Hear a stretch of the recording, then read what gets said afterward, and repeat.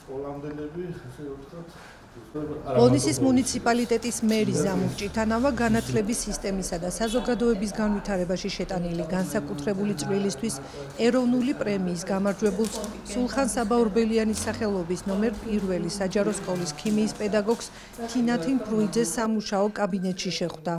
დღეს შეხვედრა გქონდა ჩვენს ბოლნისის როგორც პირველი სკოლის დირექტორთან, ასევე მასწავლებელთან თინათინ ფრუიძესთან, რომელიც გახდა საქართველოში 10 მასწავლებელთა შორის ერთ-ერთი საუკეთესო, რაზეც ძალიან მოხარულები ვარ, პირადად მეც ძალიან მიხარია, ასევე ულოცავ ბოლნის, ულოცავ საქართველოს ამ მიღწევებს. ხალბატონ თინათინთანაც საუბარი გქონდა შემდგომი განვითარებაზე, წინსვლაზე, წარმატებებზე, რაზეც ძალიან მოხარული ვარ, კმაყოფილი ვარ და შემდგომი თანამშრომლებისთვის ჩვენ კიდევ მზად ვართ. მინდა მადლობა გადაუხადო მუნიციპალიტეტს, თავად მერს ბატონ ზამურს, აი ასეთი ყურადღებისა და პედაგოგების დაფასებისათვის. ეს მოწვევა დღევანდელი დღე იყო შთაგონება არა მხოლოდ ჩემთვის იქნება დარწმუნებული, არამედ სხვა პედაგოგებისათვისაც.